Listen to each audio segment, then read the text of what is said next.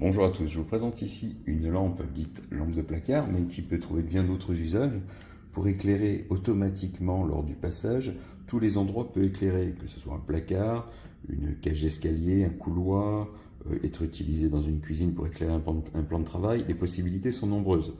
Alors déjà, ce qui est intéressant, c'est au niveau des fixations. Il faut savoir que l'arrière est aimanté, ce qui vous permet déjà de la fixer automatiquement sur tout meuble métallique. Si vous n'avez pas de meuble métallique, il existe deux autres possibilités. Utiliser la plaque de métal avec son côté adhésif pour la coller sur un meuble, ce qui vous permettra d'aimanter la lampe dessus. Alors l'intérêt d'avoir une lampe aimantée et non fixe, c'est de pouvoir l'enlever quand il s'agit de recharger sa batterie, puisque cette lampe fonctionne sans fil. Vous avez un petit câble USB-A vers USB-C qui est fourni, afin de pouvoir la recharger à partir du chargeur de votre smartphone par exemple. Et vous avez le port USB-C ici, recharge. Et la troisième possibilité de fixation, c'est en utilisant les clips. Les deux petites vis sont fournies, la lampe venant se clipser dessus, et vous pourrez visser vos petites vis dans du bois par exemple. Alors bien sûr, la méthode préférée, en tout cas la plus simple, puisque vous n'endommagez rien, il n'y a pas de perçage, c'est soit le meuble métallique, soit la plaque métallique à coller. Alors au niveau du fonctionnement, vous avez encore une fois plusieurs possibilités. Déjà, vous avez deux boutons ici. Vous tenez le bouton S2 appuyé pendant plusieurs secondes pour allumer la lampe. Là, vous êtes en mode toujours allumé.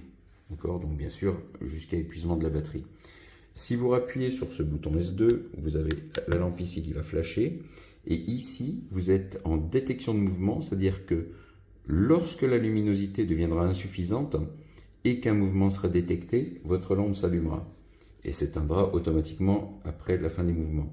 Si je rappuie sur S2, je passe dans le troisième mode qui est l'identique détection de mouvement, vous voyez, qui fonctionne de jour comme de nuit. Donc le détecteur de luminosité est désactivé.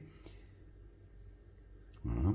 Et enfin, si je rappuie dessus, je repasse en mode toujours allumé.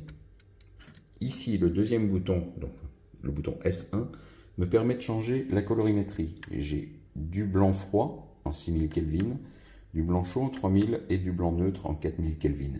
Si je tiens appuyé, je peux faire diminuer la luminosité.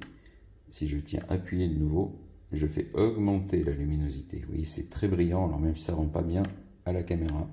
Pour éteindre à nouveau la lampe, je tiens appuyé le bouton S2 jusqu'à extinction. Voilà, très pratique.